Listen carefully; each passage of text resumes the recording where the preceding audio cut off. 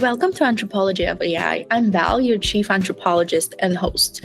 Today we're exploring a question I've been obsessed with lately.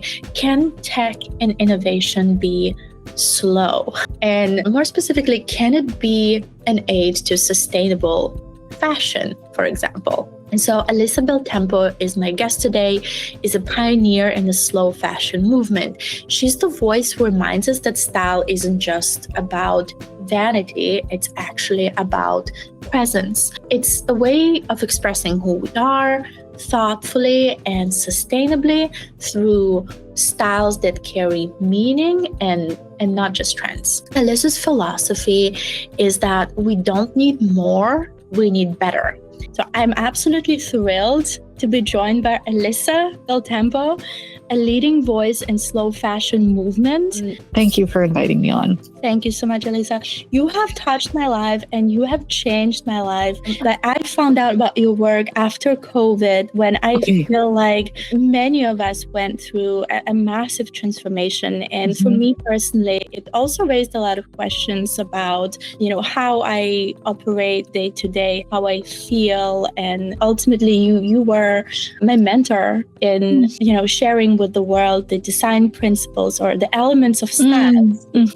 Can you tell me a little bit more about your mission in this world, and especially how has this evolved since you were one of the early voices in slow fashion movement, and now what trends do you see, and what are things that you are very excited about, and what are things that you are perhaps less excited about? Oh, such great questions. It's funny. The mission stays the same. The mission is always, I guess recently it's tweaked a little bit, but from the beginning, it was always about convincing people to shop less by using what they already have. And so that sparks to me, putting a positive spin on it is encouraging creativity instead of overconsumption. I think humans have this amazing capability of adaptation and problem solving and resourcefulness and imagination. And yet when we're strapped for time, strapped for money, strapped for space, and when we're not feeling great about ourselves, we kind of lose all these things. We lose these faculties. We just throw our hands up and we're like, nothing fits, nothing works, I need to shop, right? But that's not true, right? We have all of these amazing skills. And I think a lot of times people think, oh, creativity is just for designers and artists or performers, when in fact, creativity is all those things I just mentioned: problem solving, resourcefulness, thinking on your feet, all these things. It's not just about the artistic element.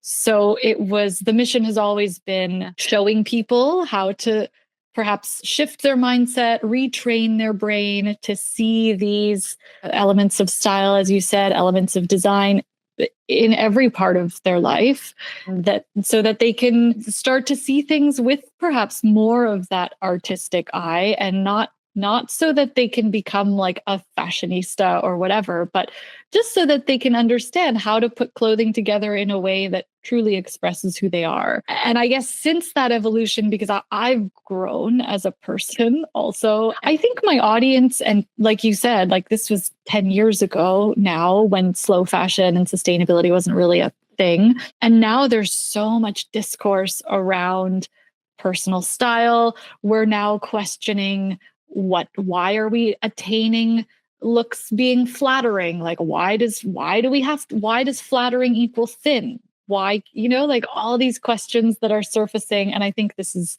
amazing. So there's so much more discourse around that personal style aspect, around the technical aspects of styling. Like, so many more people are talking about proportions and texture, and it's great. It's great. Everyone's shopping their closet now. It's become almost like a household term, which is awesome. So I've kind of realized that with my personal growth and I think the growth of my community, we've kind of, at least the women who I speak to are kind of at the point now where they're like, I get it. Like, I get proportions. I know how to style myself. I know how to put these pieces together. And we're kind of, I think, to be honest, the next step is moving inward a little bit, in the sense of like, okay, now our outside can match our insides, but we also have to face our insides. I don't know if this is getting too deep, but I think there is so much focus on the external elements, which is great.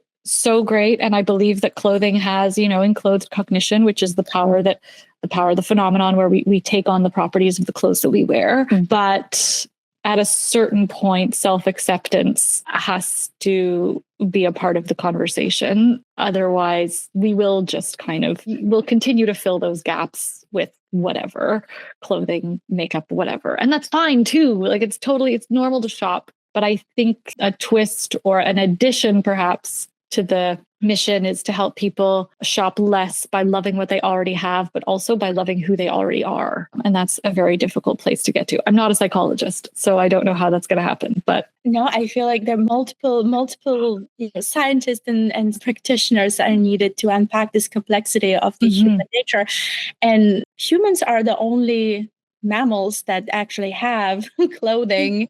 And, throughout centuries, we've done so many fascinating things with, styling. It's such an integral part of our identities. Yeah. And so it's no surprise why it impacts our mood. It impacts how we feel, how we operate. It helps us embrace new identities. For example, when transition from one stage of your life to another, or you are changing something significant, and it almost like feels like you need new something. Yeah. But what I think is really essential in your work, and it's been super helpful driving this cultural revolution, is where you're saying, okay, we're not just consumers, like the passive actors that are fed, this information, and then you just sort of choose and you purchase, and then it makes you feel a certain way.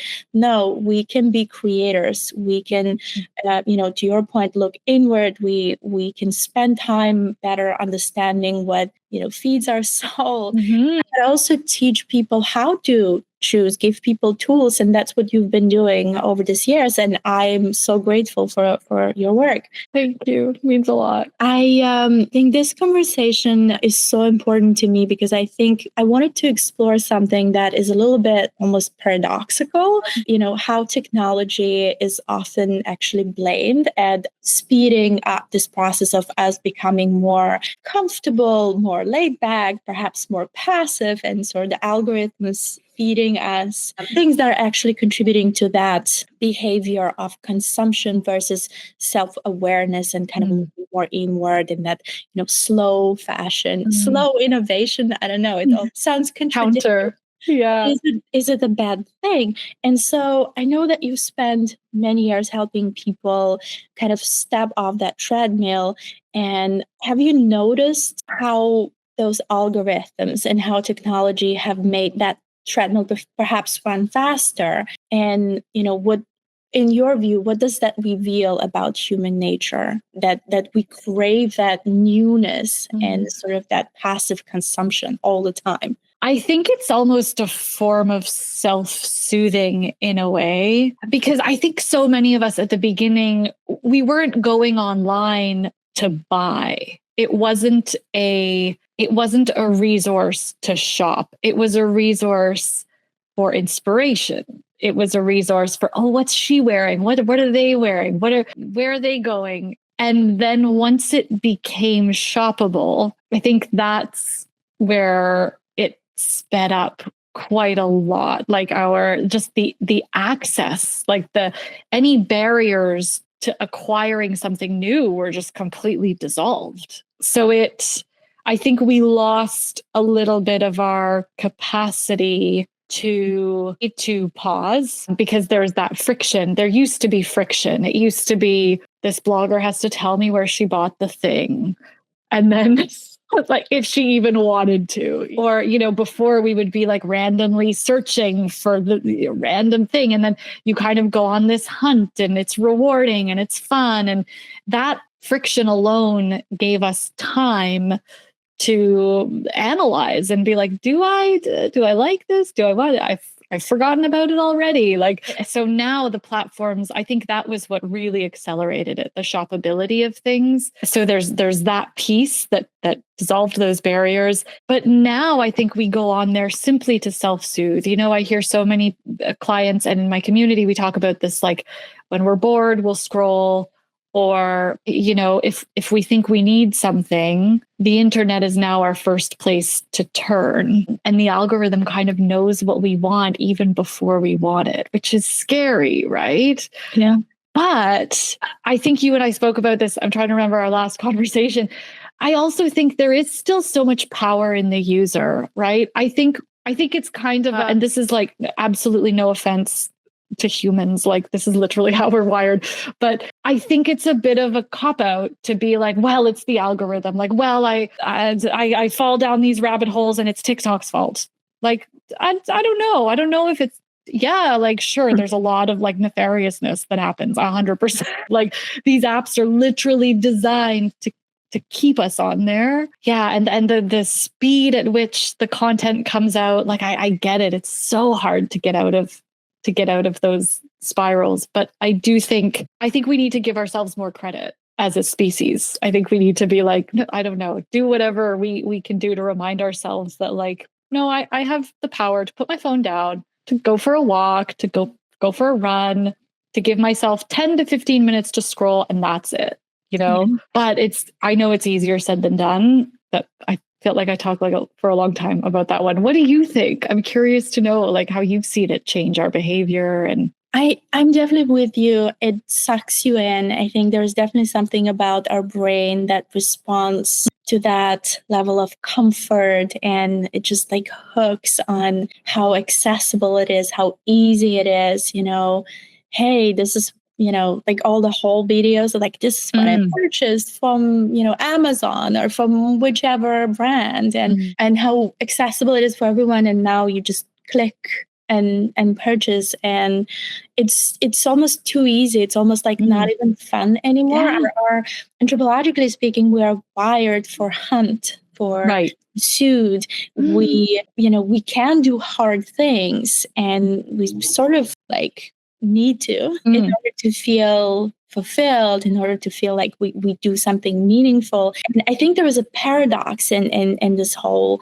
idea that having access and things that are too easy, that feels good, but then ultimately doesn't give us the satisfaction, and so because of that we are prone to just repeating that cycle. It's like chicken or the egg. And I think it's fundamentally the human nature. But when you are showing people the tools, for example, instead of, scrolling or like purchasing stuff, you open up your closet and you do the inventory and you organize things, or you assess your mood and how, certain things feel on your body, or how they make you feel emotionally, what that means. I think you just unlock that richness of human yes mind, and that's really beautiful. And I think that is also a lot more fulfilling than just click and purchase something. Am I going to send it back? I don't know. I'm just going to keep scrolling. Who knows? Yeah, you nailed it. Never ends. I really love your anti-haul videos. You turn marketing psychology inside out, sort of. What are the most powerful behavioral triggers that you see that kind of make us click buy? I know we talked about access, we talked about just sort of boredom. Like, what are the other things that you see and hear from people that you help every day? Oh, it's so funny. I think there's so many things. I think, to be honest, I mean, speaking from personal experience, loneliness is a big one for me. I know if I don't feel lonely often because I love being alone. I love my solitude. But when I do feel lonely, like when I was traveling and living in Italy, loneliness was a big one. And I do think a lot of us maybe feel lonelier than we believe or we think, because we do live in quite isolated worlds, right? Like we really have to force ourselves to get out there. So loneliness for me, that's a personal one. A lot of the biggest, I think, is in terms of behavior is a lack of time, or a perceived lack of time. I think as women especially, we feel like it's frivolous to spend time with our clothes, deciding what to wear, putting outfits together. And also, someone said this, I don't know if it was you or if it was someone in my community, but we talked about how that feeling of shopping when you buy something it feels productive. I think when we're feeling helpless or hopeless, which is a very easy way to feel these days, shopping, that's a trigger, right? Like the world is the world is on fire. So I'm going to buy something. It's going to make me feel better because I'm being productive. I think that's a big one. But also as women, 100% this sense of, this is where that self-worth piece comes in, I think. This feeling of lack, as you said, with marketing, even some of the softest messages, we don't realize that the fashion industry is actually just like thrives on when we don't feel great about ourselves. So often whenever we're feeling a little bit insecure, any feeling, and I mean, but we're human, like no one's ever going to be free of their insecurities, no matter how much self-worth they have or confidence. I think any feeling of discomfort, again, I keep referencing my community because they're just the smartest group of women. They're amazing. But one of them in one of our lives the other day said, discomfort is really hard to sit with. So that self-soothing piece comes in again, and that's when we shop. So kind of any state of discomfort, bad day, good day even. You got a raise? Great, let's celebrate. Let me buy something new for my new job, whatever. So right. I think any state of discomfort, any feelings of lack, I think those are big ones. You said loneliness. I was thinking about it a lot lately because it's kind of funny sometimes when you're surrounded by people, but I guess because everyone's always so distracted and almost like not fully present, it kind of feels like you're not fully connected, even when you are. Like, I feel like I always notice that in Manhattan because you are really surrounded by people and there are like so many of them. And literally like millions of people crossing the streets every day. But then you see some people like lying on the ground, and then you realize that as a human being, you just become kind of numb to that, almost because it's just the level of disconnection that happens when there are like so many people, but everyone is busy in their own space. It just makes you feel very almost like dissociated or disconnected. And so I think that as human beings, we really crave that connection. And I think that's why ultimately, some of the things that the most innovative technology, including AI, is aiming to solve for is, bring people together and create the connection. But then somehow it sort of backfires, I guess, because our human nature is not very straightforward. So there are many different elements to that. You mentioned loneliness. You also talked a little bit about controlling, like the control of that space. Like you feel like you're doing something productive. I think I've done something I've done something for myself today. I haven't had any time, and like there you go. But then the sort of durability or the sustainability of that action, right? When you are looking inward and you are practicing mindfulness and you're learning things about yourself. For example, some of the tools you mentioned, when you start feeling or you're assessing that you're feeling bored or you're feeling comfortable, and then you decide to, rather than soothing it, you sort of sit with it and you ask yourself, like, what is going on right now? What is truly happening behind the scenes, which I think is an excellent tool. And honestly, the only way it can work is by applying it over and over. It becomes a practice. 100%. Yes. Yeah, you said it. And I think it's such a hard thing to start, but once you get into it, it kind of just becomes a habit. Yes. And I think there are some times where it's okay for you to be like, F it, I'm bored, I'm angry, I'm going to buy this thing. Like, that's fine. Like every once in a while, like I said, we are human, but I think that awareness is so important. That's true. Yep. Awareness, but also knowing that there is a different way and trying it and developing this practice. Because then that kind of brings me to the next question. How could technology or different tools help us to become better in this practice? And I know you talk a lot about, different ways you can style, or you can even assess your style. Can you talk a little bit more about, the science behind it? Or perhaps it's both science and art.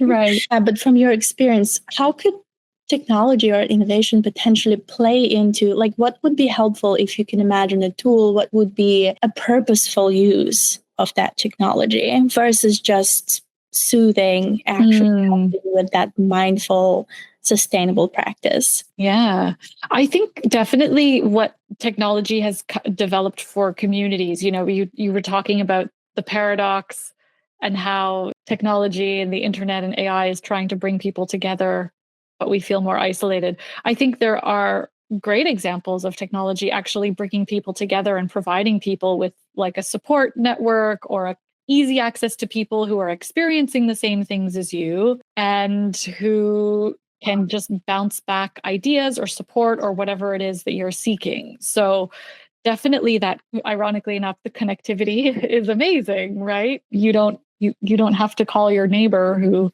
might not know what you're talking about, like we have access to people who are feeling so similar to us. So the internet, I guess technology in general is so good at like forging these pathways that otherwise wouldn't have existed. So that's a really big one.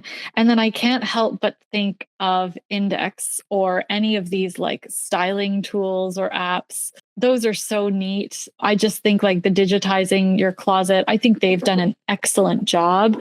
Particularly though with Index, I really like because from the get-go, their mission was to help people shop less. Like it was never, I know there's a lot of apps that's like, they'll put it on a wish list for you or something like that, which is helpful because it encourages you to wait.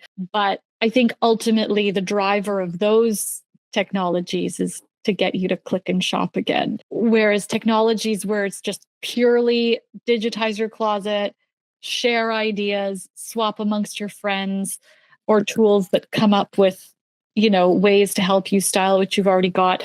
There's actually this really cool website someone shared with me. And oh my God, I forget what it's called. I'll share it with you when I find it. It's in the community. But essentially you plug in your location and it gives you the weather and AI generates 3 different outfit ideas for you, depending on what city you're in. Yeah. The website, I think it's a Daily Dress Me. Yes, Daily Dress Me. Thank you. Simple concept, but I absolutely love it. It's genius. There's no shopping. It's like whatever. And then you can put in any location. So it gives you kind of like the vibe of the city. Yeah, I just think stuff like that is really helpful, right? Like it's purely for idea generation. So I think those are really good tools. But I think, for the longest time, I wanted to develop an app.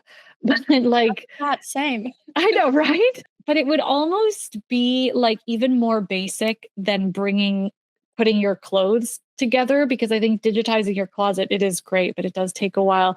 But I think a really cool tool would be something that helps you take the elements that you have. Like if you have these proportions, try pairing them with those. Or like if you say you plug in, these are the colors that I feel like wearing today. And then it's like, okay, here are some complementary colors. Here are some neutrals. So that it's not spitting out an answer for you. Like it's not thinking for you. It's just like the little style coach that's like, try this. Have you thought of this? So we're not losing. I love it. It's like basically helping you with your style literacy. Yes. That's curating that journey in which you find out things that work for you, but you're building it together. So you're actually, and that's why I love this, because the question is, how can we develop more sustainable, helpful practice, without just getting sucked into some algorithm and getting hooked and then losing that sense of control. But the opposite, like how can we drive that, being, that human in the driver's seat? Yes. Yeah. It's always, I love how you said that. It's always about keeping the human in the driver's seat and doing it for good, for something positive. Yeah. And, your work, Alyssa, really proves that slow fashion is a mindset more than anything. It's more of a philosophy of how we choose to live our life. And so, technology could be helpful, make us better choices. But what do you think should never be automated? Like what human values or sensibility? And we talked a little bit about it at the beginning, but what do you think we should preserve, even as our tools get smarter?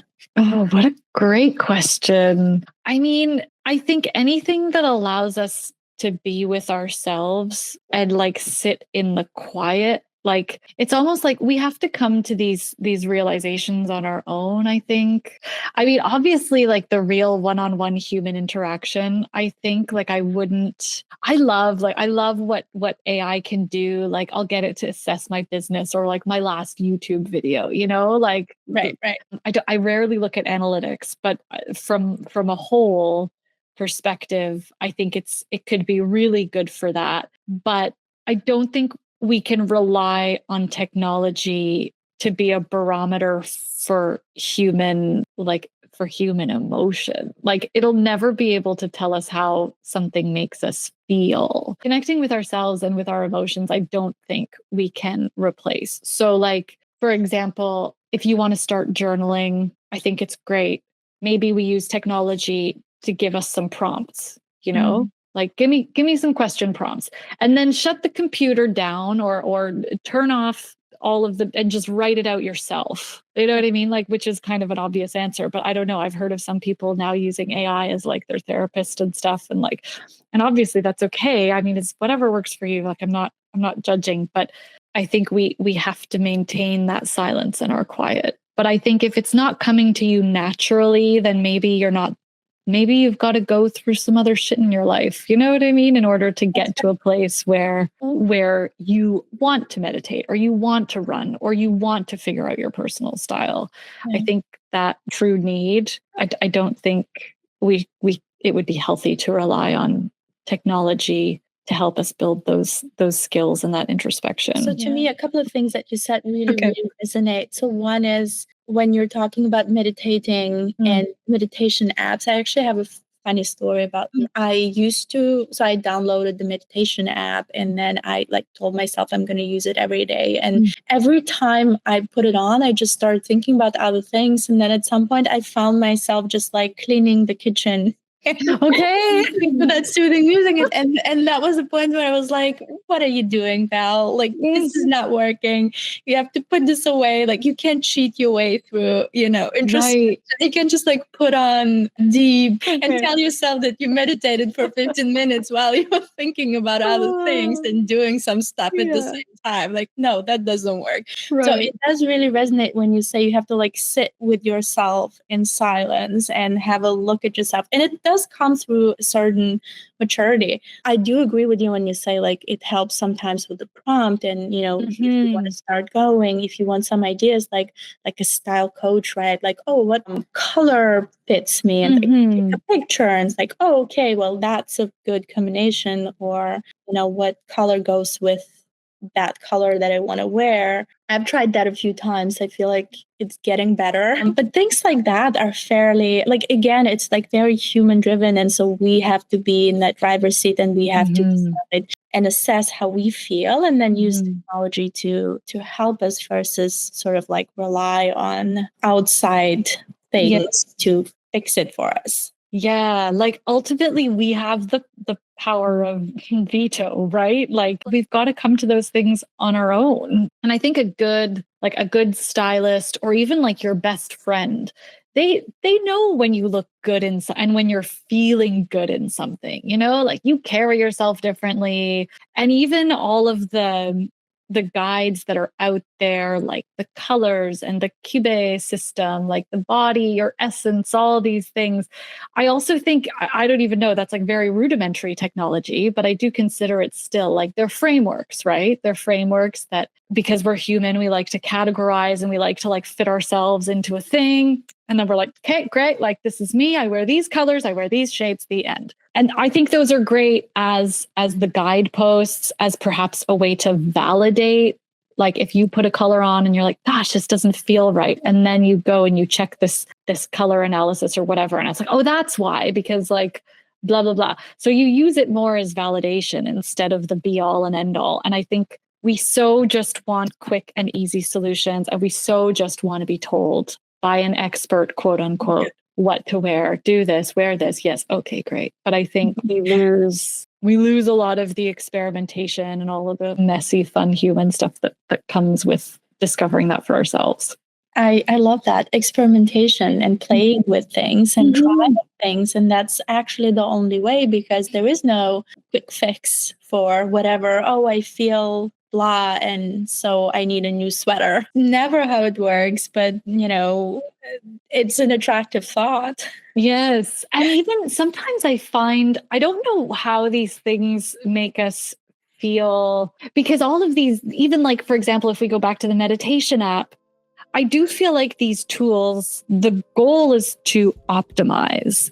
And yet I do think there are some things, this is kind of going back to your question, like that are better left unoptimized. Like I almost think I'm picturing you with your dishwasher and you're emptying the dishwasher. Honestly, there are some times when like if I'm doing the kitchen, cleaning, those are meditative states in a way. Like you're using your hands, you're in your head, it's quiet. Maybe you just don't have music. So maybe like you kind of already were going through processing things, but you didn't have an app being like, yo, you should be meditating. I'm going to put on this music. You're going to listen to this lady and her voice, and it's going to be soothing. Like, you're going to meditate. I don't know. Like, to me, that's not like, how effective is that? But I do think we have this need to feel like things have to be optimized. And I just think that, like you said, the experimentation, there's so much validity and value in experimentation in all things, whether it's style, career, or whatever. And it would suck if we lost that. I think I learned something really fundamental, just connecting the dots between what you said about experimentation and playing and trying, and also something you said earlier about sitting in discomfort and how unnatural it might feel sometimes, and how you just want to get out of it. You just want to do something, just not feel it. Yeah.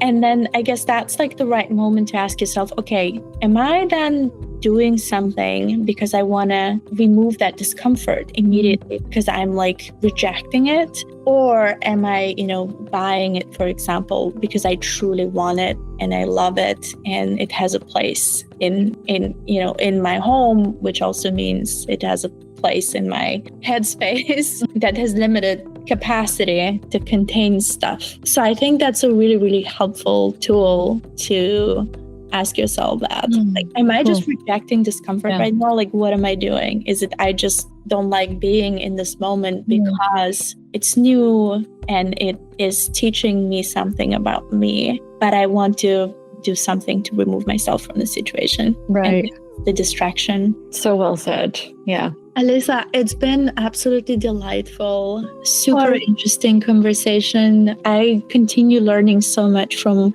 your experience and your thoughtfulness. Oh, likewise. I think it's just such a cool podcast and platform that you run, and the questions you ask are so insightful. And I'm really, really grateful that you're doing this work as well. So thank you. Thank you so much.